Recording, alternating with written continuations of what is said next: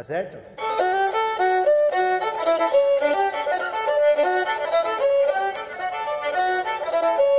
O fandango caiçara é uma expressão artística musical muito presente no litoral sul do estado de São Paulo e estado do Paraná, fazendo parte do modo de vida das comunidades rurais litorâneas com músicas e danças ligadas ao trabalho, ao divertimento e às festas religiosas. Considerado desde 2011 como patrimônio material pelo IPHAN, o fandango expressa os saberes e fazeres dos indivíduos, a troca de ideias, conhecimentos, memórias e suas narrativas. Sua origem remonta à época da colonização, sendo introduzido no Brasil por portugueses e espanhóis.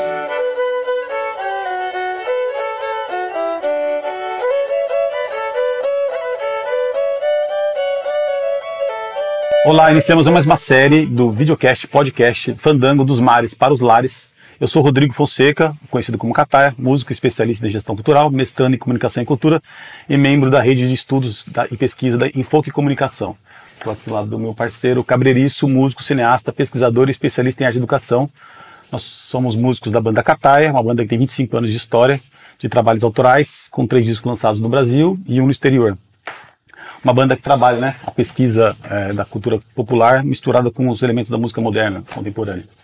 Isso, e hoje falando de fandango aqui, a gente está com a Cleusa, que faz parte do grupo Vida Feliz, e com a Gisele, que é uma educadora da região, que vai poder também comentar um pouco sobre a cultura do fandango com os alunos dela, as crianças e tudo mais.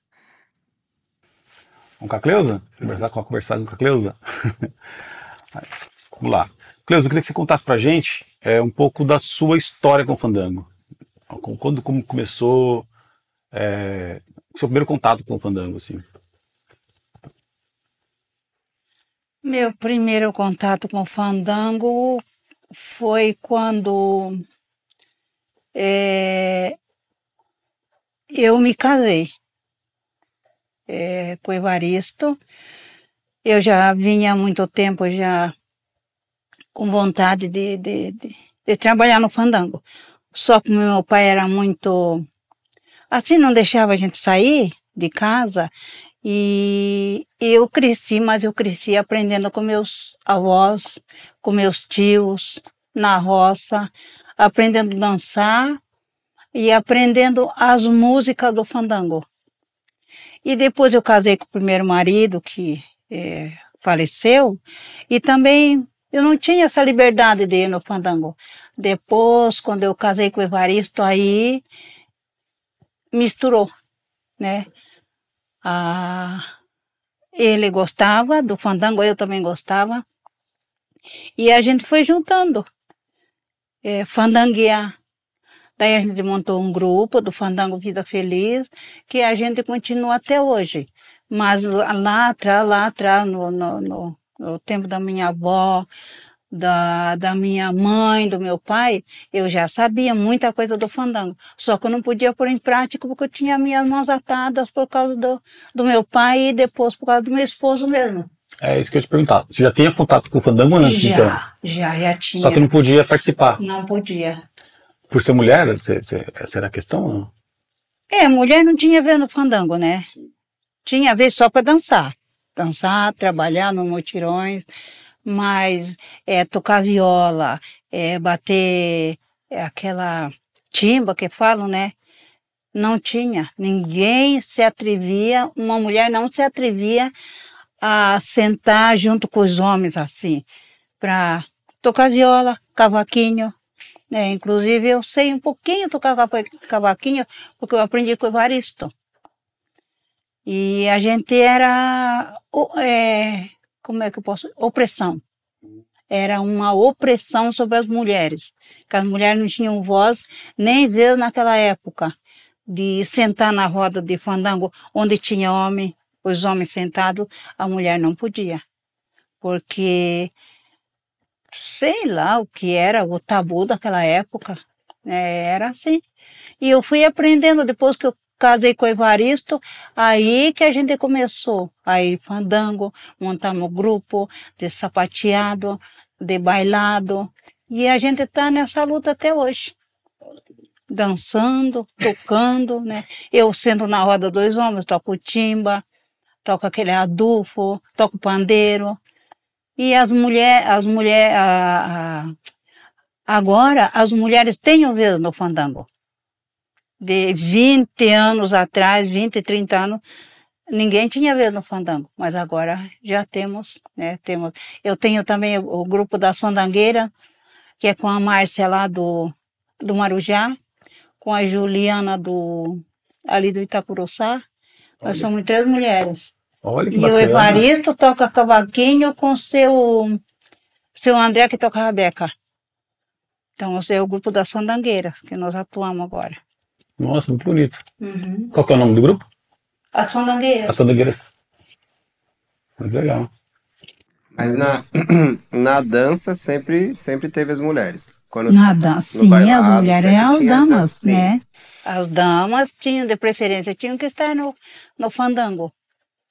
Por isso que quando tinha mutirão, fazíamos o mutirão, tinha o dono da casa que tinha 3, tinha a esposa e mais 2 filhas. Ele não ia trabalhar, ele só ia à noite para levar as damas. Então ele era isento do trabalho. Ele não trabalhava. Ficava. Porque tinha que ter as damas. Porque tinha que levar a dama à noite.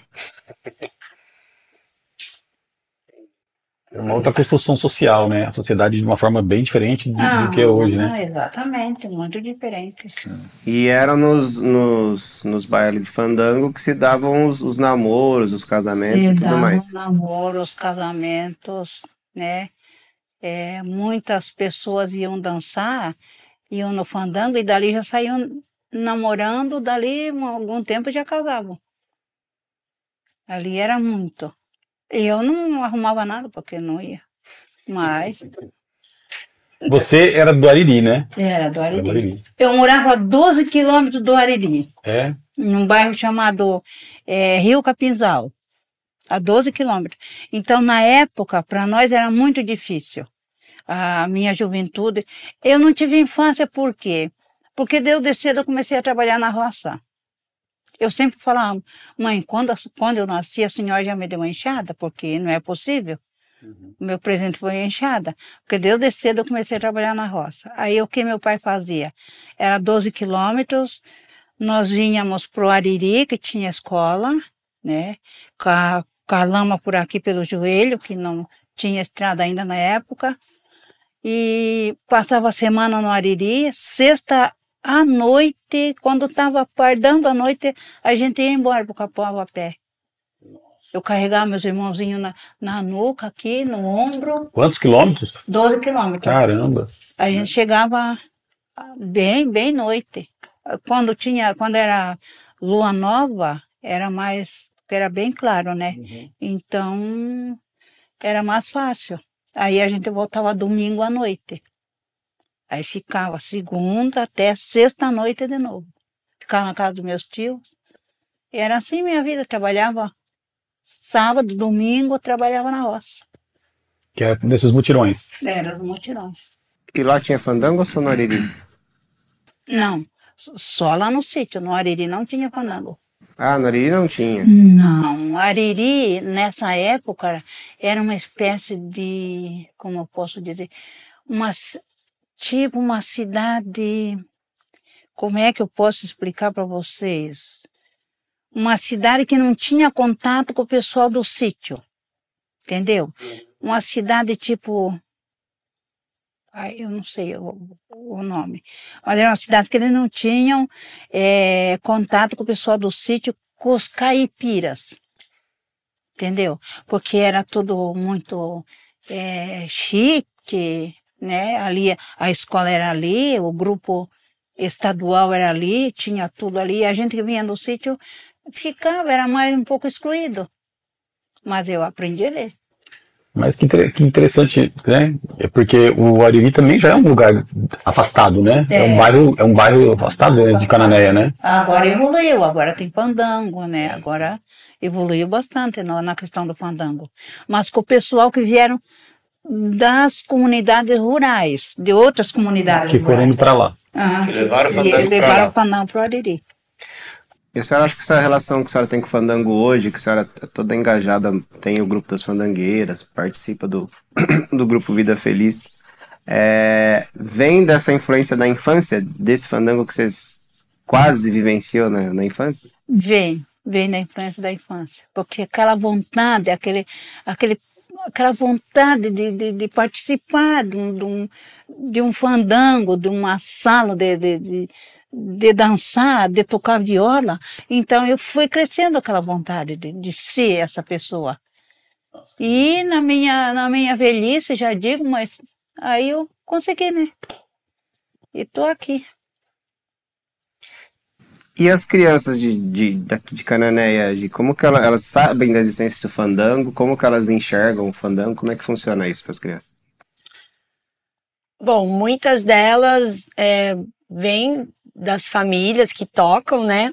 Então, algumas delas chegam falando um pouco do fandango, mas quando a escola trabalha o fandango, né, no seu calendário, que hoje em Cananéia tem o dia do fandango, né, o dia 15 de março. Então, isso é muito importante, que é uma semana, até um mês, que a gente se movimenta para falar sobre a importância da cultura caiçara, e aí entra o fandango. E aí, quando vem a gente convida alguns grupos, né, tocar na escola, até a dona Creuza já falou na nossa escola, né, e eles se identificam, então aí vem mais a valorização, né? Então eles não têm tanta vergonha. No começo eles têm vergonha, depois eles não começam a não ter vergonha, porque é uma valorização. Dentro da escola tem livros, né? Que muitos dos livros, que é o Museu Vivo do Fandango, tem os tios, avós nos livros, né? E aí também tem os documentários, quando a gente passa os documentários e faz o trabalho com eles de pesquisa, isso fortalece mais ainda, né, a cultura e a valorização do fandango. Então eles tiram essa vergonha e muitas vezes o preconceito, né, e valoriza, fala, esse é meu pai, esse é meu avô, né. Eles falam assim que não conseguem entender muito, né, outros já conseguem entender porque vivem no meio familiar. E aquela criança que é de fora, né, para ela é uma novidade. E para a criança que nasce ali, é uma coisa natural, não consegue ver uma novidade. Então, quando as duas se cruzam, aí vem a valorização, né, da cultura e principalmente do fandango, né, desde dançar, que eles querem saber por que dança, né, em círculo, a roupa, né, os instrumentos, eles ficam muito curiosos também com os instrumentos. Então, ajuda bastante. E então, essas ações, porque tem essa questão das próprias crianças negarem um pouco essa coisa de ser caiçara, né? E acho que essas ações, elas têm colaborado para isso, para elas não negarem essa questão de serem caiçaras? Tem colaborado, né? Na verdade, o próprio dicionário Aurélio, um tempo atrás, colocava o termo caiçara como uma pessoa vagabunda, até tinha esse termo, né? Então, e ser pessoas mais simples, que moram na roça, né? Então, existe essa vergonha, né? E como a gente mora num lugar bem protegido, né? Então, a gente tenta valorizar essa região e a cultura, porque só está protegido, a cidade só é histórica e turística, né, por causa do modo de vida caiçara. Então a gente sempre tenta colocar isso para eles de uma maneira que eles possam entender e valorizar, né? Então assim, eles valorizam, eles gostam desse lugar, mas não conseguem ver a dimensão que é esse lugar, né? Então eu coloco muito assim, que eu escolhi aqui Cananéia para morar, né? Então eu escolhi realmente, é um lugar, para mim é fantástico, né? E escolhi, e depois que eu conheci o fandango, aí que eu tive mais certeza, né? Então é uma cultura única, e aí eu tento trazer isso para eles, né? Que é importante valorizar. As pessoas vêm de fora, pagam para ver o fandango, né? E a gente tem aqui a vontade, Teve até a festa da colônia dos pescadores, do dia dos pescadores, que é dia 29 de São Pedro. E é uma farra, né? Todo mundo vai lá dançar, tem comida, né? Os pescadores se organizam para distribuir um cachorro quente, um vinho quente, né? Então todo mundo faz a confraternização e ali tem a valorização, né? Então quanto mais também ter eventos de fandangos gratuito, fortalece também a educação das crianças. Não é só dentro da escola, mas sim fora da escola, né? Aqui a gente recebe muito grupo de fora, estudo do meio de escolas particulares, que contrata o fandango, né? E dentro dos restaurantes. Então as crianças ficam olhando aquilo, né? Nossa, elas pagam, porque é isso, não tem outro lugar, né? O fandango. Só nessa região aqui, Cananéia, é onde tem mais grupos, né? Então, eles começam a mudar o pensamento e valorizar mais, né? Acho que se reconhecer, não ter vergonha de, minha família sim é fandangueiro, né? Então, isso é bacana, mas é um processo de construção, né? Porque lá atrás trouxe um movimento ao contrário disso, né? Então, a escola, a educação, ela vem para isso, para libertar, né? E realmente discutir sobre esse termo e sobre essa cultura.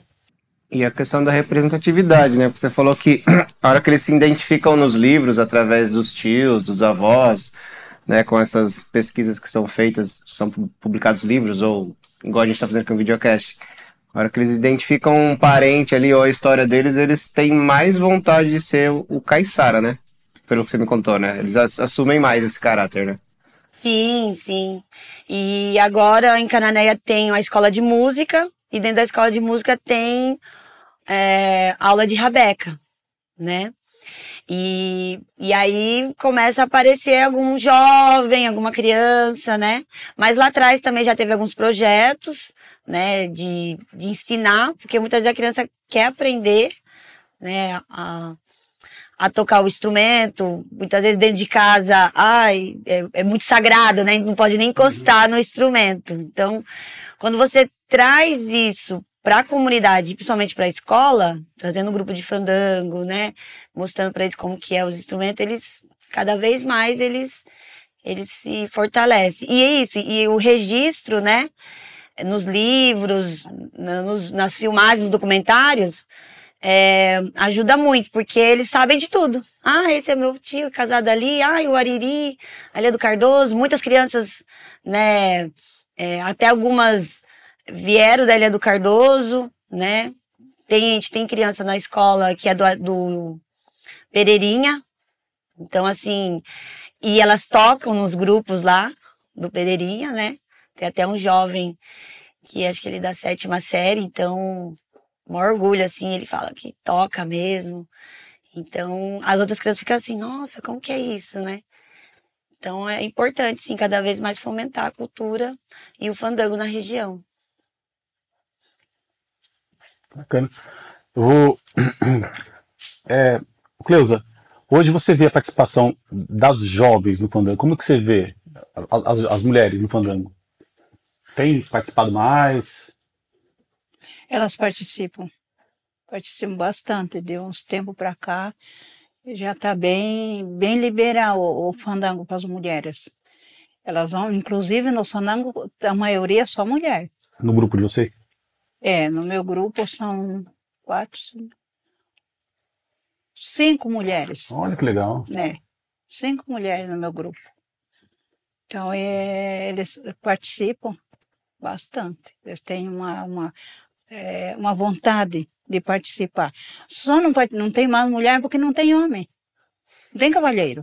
Pra dançar, você diz? Só tem dama, cavalheiro não tem. A gente procura um cavalheiro. Quem quer dançar com fulano? Ninguém quer. Isso Ninguém aprendeu sapateado. Até em outros estilos também, né? Não só no fandango. E com isso, o fandango cai um pouco por causa do que não tem assim, as mulheradas querem homem para dançar. Você vê, vai no fandango, a maioria é só mulher com mulher. Só mulher com mulher, se grudam lá e saem, dançam, dançam, dançam.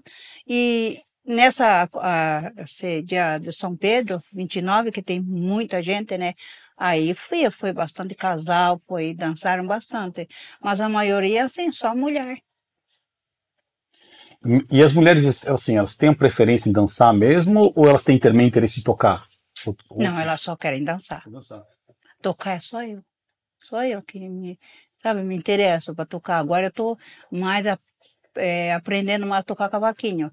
Eu vou me aprofundar mais no cavaquinho, aprender melhor, né? Mas eu fiz muita, assim, a minha história é muito, muito comprida, a minha história. Eu fiz 70 anos dia 12 de junho, então, nesses 70 anos, eles fizeram uma festa surpresa e eu fui contando a minha história, como que foi da minha infância, foi indo. Inclusive, eu estou escrevendo um livro, né? Eu vou ver se termina esse livro. Como é a minha história, o que aconteceu, o que... Eu fui até parar num convento, eu fui quase freira. Nossa. Fiquei 2 anos num convento, né, em Guaraqueçaba, na congregação de São João Batista. Mas antes de casar, da primeira vez? Sim, antes de casar. E depois eu vim, fui estudando um pouco, dei aula 2 anos no IPF, né, Instituto Paulo Freire, em Ariri, ali mesmo em Cananéia. Então, e o fandango sempre ficou na minha mente. O fandango que atua, até hoje é o fandango que está atuando. Que coisa, né? Uma ligação forte mesmo que você tem com o fandango. Eu tenho uma ligação forte com o fandango, porque é raiz, né? Raiz dos meus avós, do meu pai, mutirões. Então fica no sangue a vontade de dançar. Eu não sou muito de dançar forró. Só fandango. Eu gosto do forró, gosto de dançar outro tipo de música, mas eu me aprofundo mais no fandango. O sapateado, o bailado, os tipos de dança que tem no fandango. O que você sente? O que o fandango te traz, assim? Que sensação que ele te traz? É uma alegria, né? Uma alegria de estar resgatando a cultura caiçara.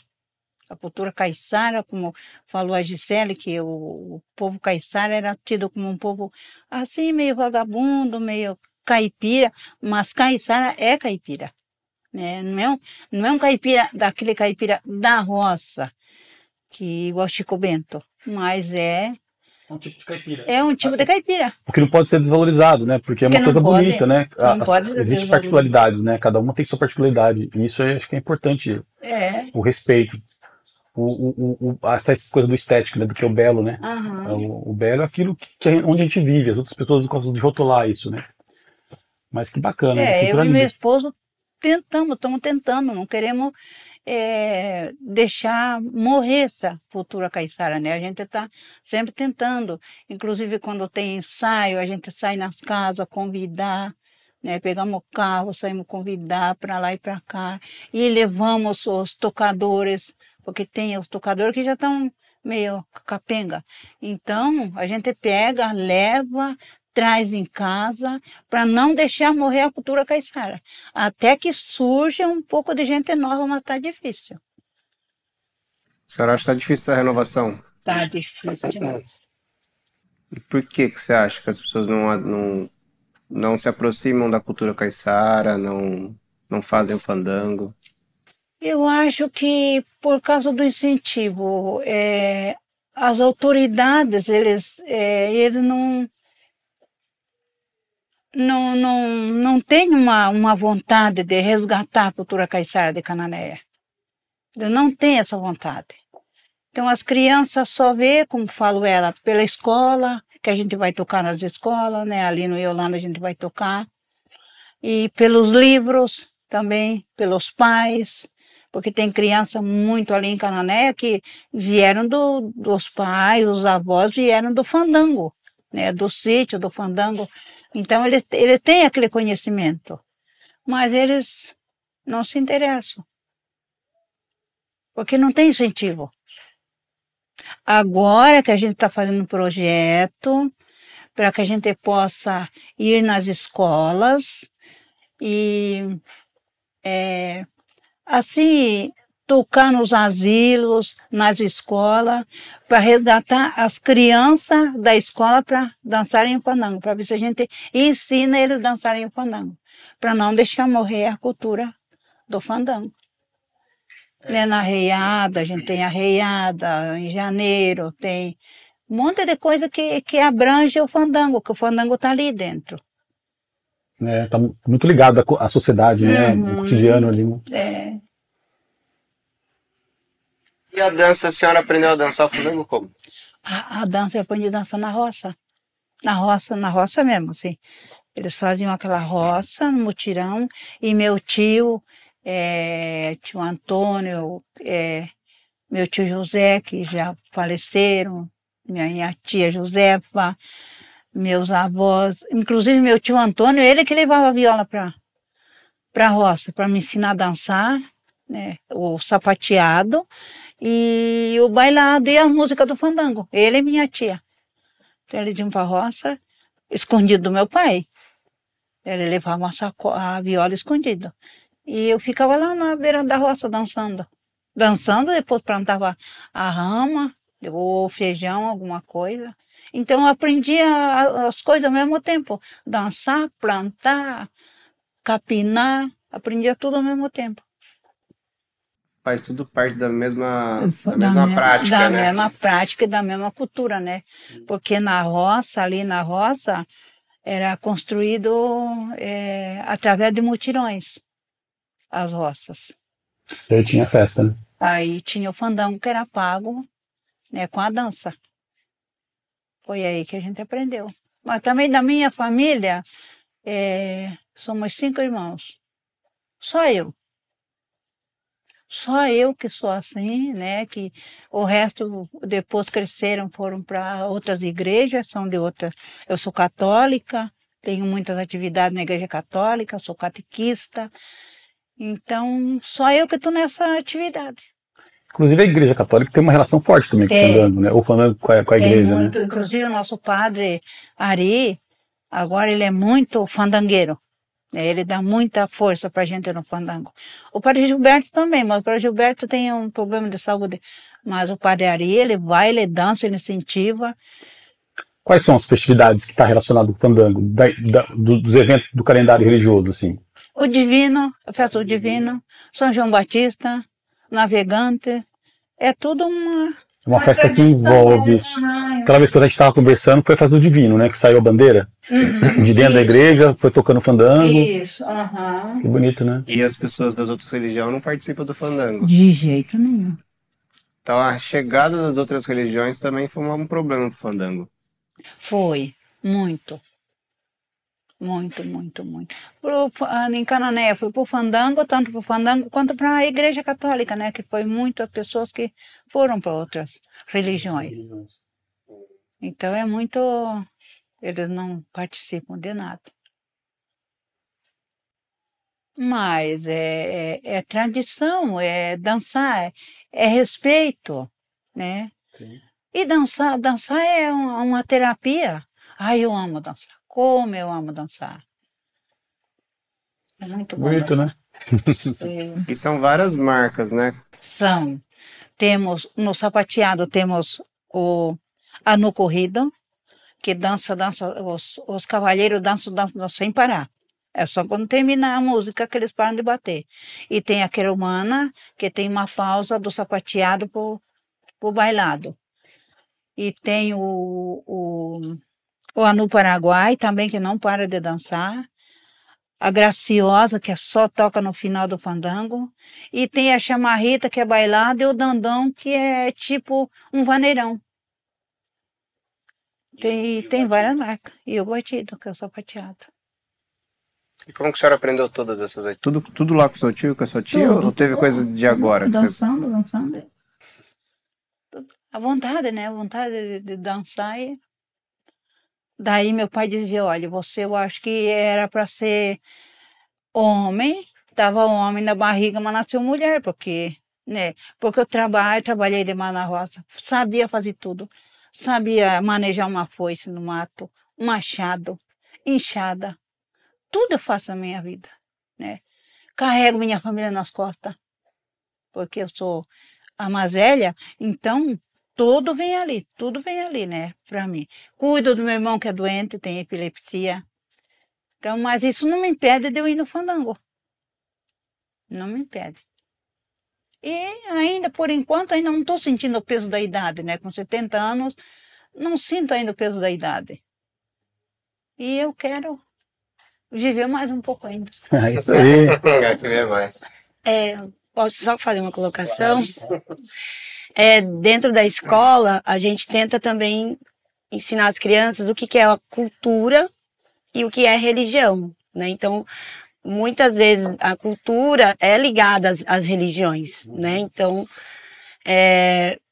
como o maracatu é ligado à cultura afro, o jongo que temos aqui em Cané, cultura afro, e aí tem o fandango, né? Então, realmente, para deixar, né, esse preconceito, né? Que o fandango, ele é isso que a gente coloca, é um museu vivo do fandango. Eles, os fandangueiros, são únicos. Vamos aproveitar, depois não vai ter mais. Vai ter o ensinamento deles, como eles, né? Então a gente tenta trazer esse olhar para eles, né? Por isso que são os mestres dos fandangos, né? E tem a mestra do fandango também. Então, o fandango também, ele começa, né, a gente mostra para eles que esse momento, não só movimento dos homens, mas é possível também o movimento das mulheres, né? E então, a gente traz esse conhecimento para eles, né? Do que é a cultura e do que é a religião, né? Então, você fazer parte dessa cultura não quer dizer que você é parte dessa religião. E como outras religiões também acaba acontecendo... Tem muito preconceito também, então elas acabam se unindo, né? Nossa, então, né, todo mundo fica com preconceito da minha, que é do candomblé, e no fim, né, tem o preconceito também da sua. Então, as crianças os jovens e adolescentes podem estar nesses meios tranquilamente, que é a cultura, né? Então, o enriquecimento da cultura e a valorização dela, né? Da importância de não deixar ela acabar, né? Então, é bem bacana isso dentro da escola. Infelizmente, a escola tem as suas limitações, como a Cleusa colocou. Antigamente, quando eu cheguei aqui, tinha um grupo que trabalhava com crianças. Então, eles iam na escola e trabalhavam com crianças, e as crianças, né, dali saíam os grupos para poder dançar. Hoje, a escola ela só fomenta e educa, mas não consegue fazer um trabalho contínuo. Tem outras matérias para poder continuar, né? Então... Por isso que na parte do instrumento tem agora a escola de música com a rabeca, né?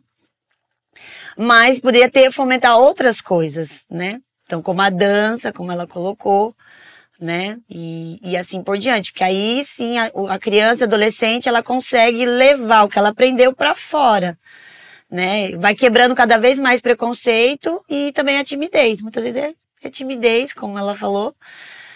São pessoas muito simples, né? Que nem todo mundo precisa de um empurrãozinho para poder. Gosta até de dançar, mas tem vergonha e tudo mais, né? Mas só de ter o movimento do fandango na cidade, isso fortalece. Então, uma vez por ano, tem o encontro dos fandangueiros. Então, isso já fortalece, né, aquilo que eles aprendem na escola, né, continuar fora da escola. Então... É muito importante essa questão e a valorização da cultura, né? E outra coisa, depois que entrou dinheiro no fandango, ele acabou com o fandango. Porque agora é difícil quem vai tocar de graça. Você vê, em outubro, né? É tudo pago, os fandangueiros. Todos pagam, tem que ter o cachê. Então, isso, eu acho, não só eu, mas quase todo mundo acha que o dinheiro estragou muito o fandango, porque tem que entrar dinheiro. Porque antes não era assim. O pessoal ia, tocava a noite toda, sem ganhar um centavo. Ganhava o café, a janta, o almoço, né? E todo mundo ia satisfeito. Agora não. Agora ninguém quer R$50. Inclusive no meu grupo, quando eu vou convidar, vamos fazer nós temos uma apresentação para fazer. A pergunta é, quanto é o cachê? Então é uma coisa que foi um pouco desvalorizado o fandango por causa do dinheiro. Ninguém vai daqui em Iguape tocar de graça. Ninguém vai daqui em outro lugar tocar de graça. Sempre tem que ter um cachê. Às vezes, eu e Evaristo, a gente fala, não vamos pegar nada, né? Vamos deixar para eles que querem. Então, às vezes, a gente paga eles e vai, toca, dança, vem embora para casa. Mas o cachê é deles, senão eles não vão. Ninguém vai. É difícil. Muito difícil. Está sendo muito difícil isso. São várias transformações acontecendo. Isso provoca mudança de sentido, né? Porque antes o fandango era uma coisa comunitária, agora está se transformando numa coisa do mercado. Isso. Mas também talvez seja uma parte do processo, né? É uma coisa difícil de entender, assim. Mas eu acho que talvez um termo misto, assim, uma coisa mista funcionaria bem, né? Alguns eventos ter que ser pagos, outros eventos não, para tentar ajudar a comunidade mesmo, também. né? Porque não deixa de ser um trabalho de vocês irem até um local e se apresentar, né? Mas o problema é o que a gente estava conversando num outro episódio, né? Que o fandango hoje ele tá virando só a apresentação, né? Ele não faz muito parte da comunidade, dos costumes da comunidade, da cultura caiçara. Então ele tá virando uma coisa de palco, né? Uma coisa de palco. E aí, sendo uma coisa de palco, é um trabalho remunerado como qualquer outro artista, né? Aí ele já entra no esquema da indústria cultural, né? Então, o problema é que ele tem deixado... A cultura caiçara vem diminuindo e o fandango vem diminuindo junto, né? Porque faz parte dessa cultura e ele tá virando uma coisa artística somente, né? Mas também é difícil, né? Assim, não ser do mercado, porque o mercado tem inserido na comunidade geral, né? Na comunidade global. Então, é por isso que eu falei, de repente, uma coisa mista, né? Vai ter que ir se achando. Mas o trabalho que vocês têm feito, tanto o trabalho nas escolas, né? Todas as pessoas têm feito, todos esses trabalhos, eles são muito importantes. Eu me recordo também que eu falei assim, quando esse interesse meu por cultura, que sempre existiu em mim, eu não sei de onde veio, mas deve ter sido estimulado também na escola. Eu fiz escola pública e lá sempre tinha uma atuação, uma biblioteca. Eu lembro que eu gostava de ficar vendo, fuçando as coisas, a contação de histórias, as coisas que contavam do nosso folclore, né? Isso estimula, de certa forma, na criança, em algum lugar ali, que ela vai se projetar e a cultura vai se existindo, né? Resistindo, né? Que é resistência mesmo. Contra também essa cultura de massa, essa coisa que vem da indústria mesmo, né? O que é o que a indústria coloca pra gente, né? Com essa luta com cultura local. E é importantíssimo. Então, isso é muito válido, né? Agora melhorar essas políticas, né? A escola do estado, cada vez mais ela está se fechando. Então, os professores têm muito conteúdo, a gente fala que tá tipo um Big Brother. Então, a gente tem muita plataforma digital. Então, a gente está nessa transição também. As crianças largaram um pouco os livros, os cadernos, estão dentro dos aplicativos educativos. Só que ficou amarrado. O professor não tem tempo de trabalhar os temas transversais, né? Que é esse. A semana do caiçara, o dia do caiçara. É um tema transversal, não está no estado inteiro, está numa região, né? Como a semana do manguezal, não está no estado inteiro, está numa região. Então, é desafiador, a gente tem que enfrentar isso, né? Muitas vezes não tem apoio dentro da escola, da direção até tem, mas muitas vezes da própria diretoria de ensino, porque você vai parar o conteúdo e vão falar de outra coisa. E a escola toda vai ter que parar, porque não dá para você só trabalhar com uma turma. Até dá, mas é tão importante isso que você tem que trabalhar com a turma inteira. Então, aí a gente depende muito da parceria dos professores, né? Então, o professor ele tem que ter um entendimento que é importante ele trabalhar isso. Então, por exemplo, quem puxa o dia do fandango na nossa escola é um caiçara, o professor caiçara, né? O Ivan, ele nasceu na Ilha do Cardoso, né? Ele, vamos dizer assim, foi cria do ponto de cultura, que fomentava bastante isso, né? Que era o ponto de cultura caiçara.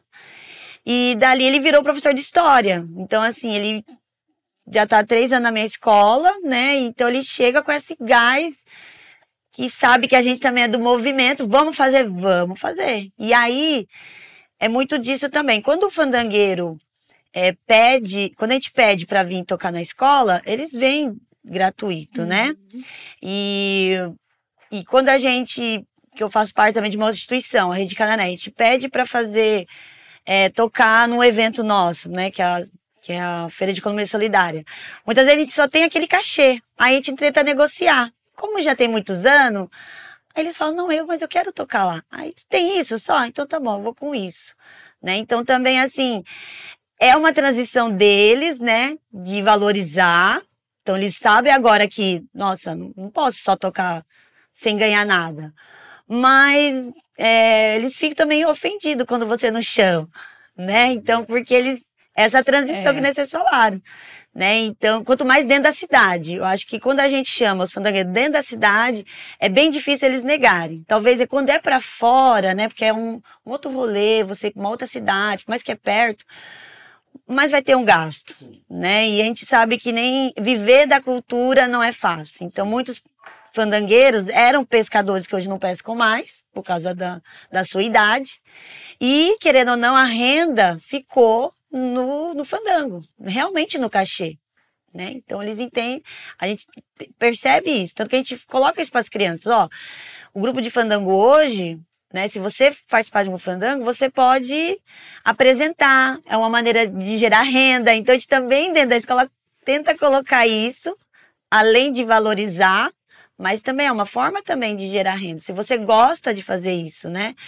Construir uma rabeca, fazer um instrumento. Se você gosta disso, é um caminho de uma fonte de renda. Se vai ser a principal, não sabemos, mas pode ser também. E além de fazer uma coisa que você gosta. Tem carreira, né? Tem que valorizar essa carreira também. Né? Acho que é mais ou menos isso. Legal, queria agradecer a participação de vocês, tá? Muito obrigado pela presença. Obrigada. E queria que vocês finalizassem agora com uma mensagem para as futuras gerações de mulheres no fandango e para as crianças também.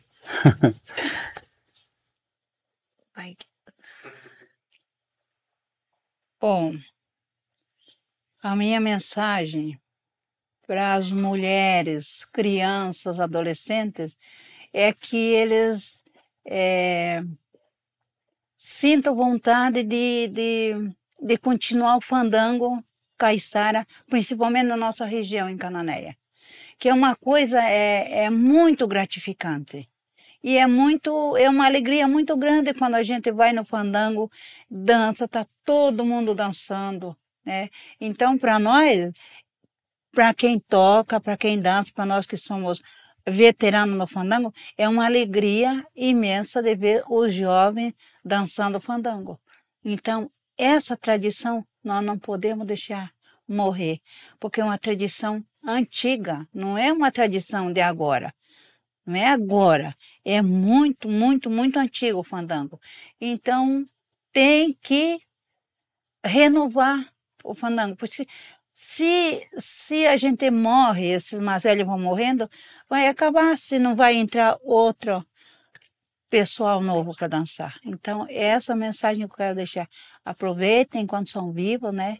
Enquanto vocês têm a idade, tá na flor da idade, para aprender a dançar o sapateado. Senão, não vamos ter uma fandango na nossa região, em Cananéia. Bom, eu deixo para as crianças e adolescentes que elas valorizem cada vez mais o fandango, né? E tenho muito orgulho, né, de ser caiçara e viver num lugar desse maravilhoso e continuar a sua tradição. Acho que a gente, sabendo quem a gente foi, a gente sabe quem a gente vai ser, né? Então, se eu sou de família de fandangueiro, um dia eu vou continuar sendo família de fandangueiro, né? Então, acho que é isso, valorizar bastante a cultura caiçara. E a gente agradece vocês, né, pelo convite, pela confiança, muito. E que Deus abençoe vocês, o trabalho de vocês continue.